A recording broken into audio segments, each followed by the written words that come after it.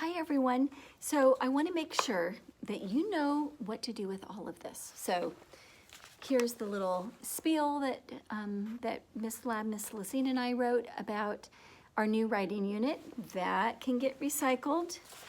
There are 2 anchor charts. Yours are in sheet protectors. So make sure you take those, and they are going to go inside your writing folder. Okay, your parents might have to help you with these little doodads called brads. Keep those in there so that you can always look at them when you're doing your writing, and then you have your 5 booklets. That's that. Today there's something that we want you to add to it, because here's the thing, and this is a true story. I remember last year, one of my kids just sat on the rug when I dismissed everyone to do writer's workshop. And I said, you need to get started. Let's go ahead and go to a table. And she said this, I just don't have any problems. Well, come on, you have to have some kind of a problem. No, I don't have any problems. Is there something that you'd like to have? No, I don't really want anything. Are there changes that you'd like at home or maybe in the classroom? No, I think everything's just great. Sometimes kids get stuck and they can't think of problems. We're going to help you to do that. So over the next 2 days, today and tomorrow, we'd like you to brainstorm different problems and who could solve those problems. Let me show you what I mean. So friends, we've learned that when you become a writer, you are powerful. Your pen becomes like a magic wand, and you can use that power to write to make the world a better place. So step 1 is you have to think of a problem, then think deeply about it, and then I want you to think about who can solve the problem. Is it your mom or your dad or your grandparents? Could it be Miss Gould if it's a school problem? Mr. Vick is our custodian. We used to write letters to him. If you have a problem with something happening in the United States, you could write the letter to President Trump, or you could write it to our senator, Senator Harris, or Governor Newsom is in charge of California. You could write to him. If it's a problem in Morro Bay, you could write that letter to Mayor Heading. Now, can everyone see this down here? You'll start off by writing their name, Dear so-and-so. Tell what the problem is. Explain the problem, and when you do so, make sure you give lots of reasons. Oh, and there's because. B-E-C-A-U-S-E, B-E-C-A-U-S-E, B-E-C-A-U-S-E. And that's a really hard word, oh. So don't forget to give lots of reasons and say why it's a problem, saying because. When you sign off, make sure you thank them for listening to why this is important. And this is how you would end a formal letter, by writing this word, sincerely, and then you would write your name. What if you're writing to your mom and dad?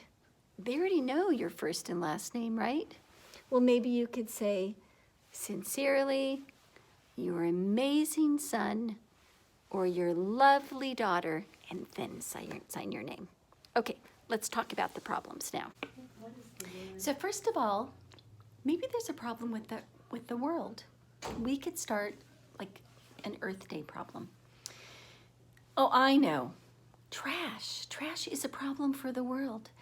So what if I were to write trash? And then let's think of a problem about trash, like where we've seen trash. Oh, I know where I saw trash. I went for a walk on the Embarcadero in the morning, and there was trash all over the sidewalk, and some of it was by the pier and about to blow into the bay. Was it because people threw the trash on the ground? No. The people had eaten like takeout food. They put the trash in the trash bins, the trash cans, but then you know who the rascals are, because we have problems with them too, right? Did you say seagulls? Yes. So we have a trash problem because the seagulls go into the trash cans and they pull out the trash and they leave it there.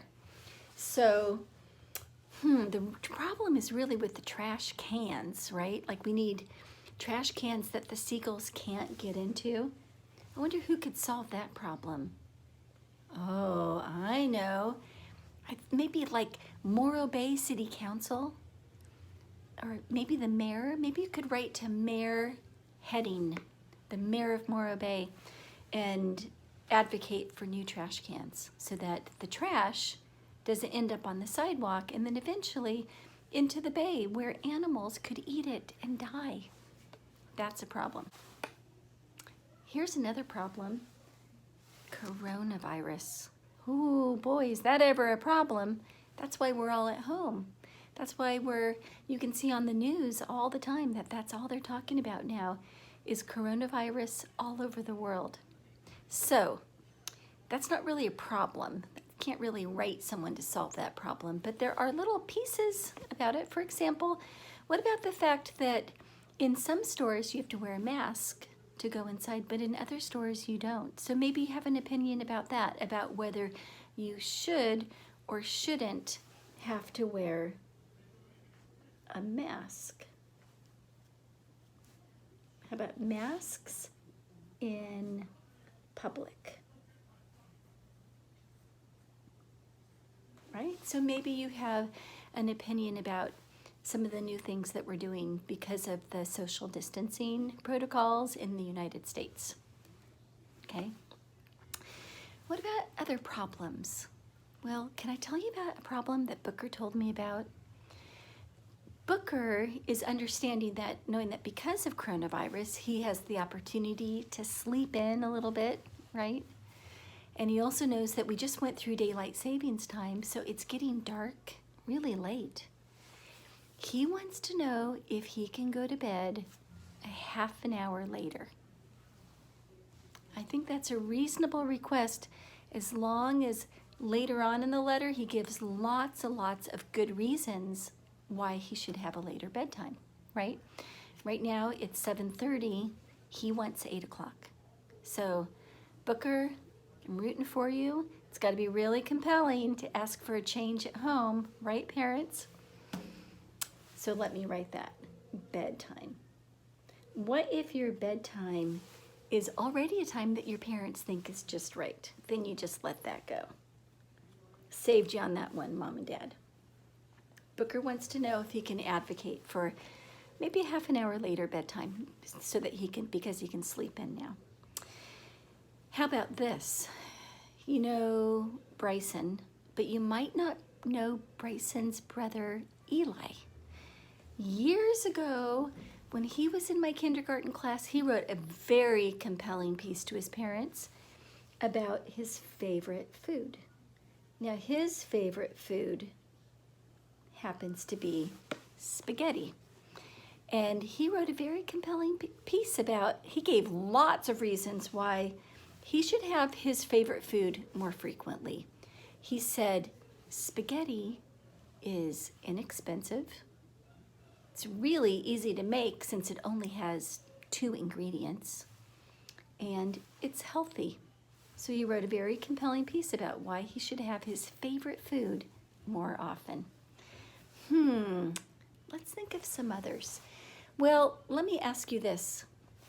What if you want to watch a movie that your parents don't want you to watch? I think I would say don't even write that letter. Your parents are in charge of knowing what they want you to watch or what they don't want to watch. Right, Mom? You know about that. Yes. Exactly. Yes. Exactly. Parents are in charge. What about if you're wanting to have an expensive new toy? It's expensive, but you really, really want it and you think you deserve it. Your parents have the right to say, sorry, we can't have that because it's too expensive. Okay? What if you want, oh gosh, I don't know. What if you want to know if you can keep your snail an extra 2 days? An extra 2 days? Just an extra 2 days. I think that if you write a piece about how you can really take care of your snail, then I think that might work in your favor. It just has to be a convincing piece. So let's look at what we got so far. Trash in Morro Bay. Who would you write that letter to? Who can solve the problem?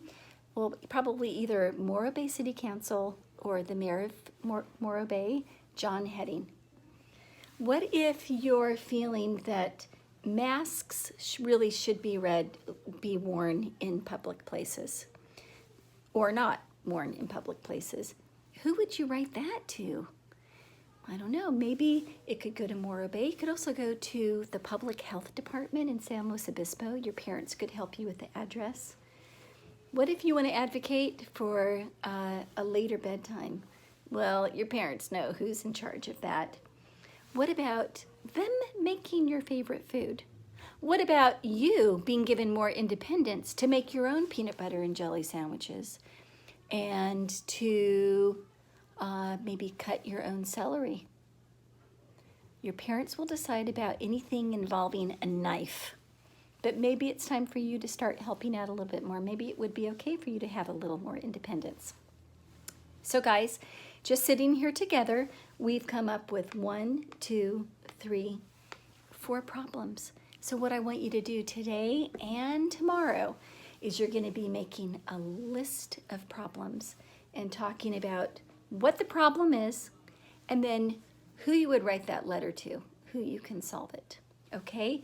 Once you have that list, imagine this being a piece of paper, then you just drop it right here inside your folder so that you're never like the girl in my class last year who said, I don't have anything to write because I don't have any problems. Everyone's got something. Okay? All right, guys. See you later.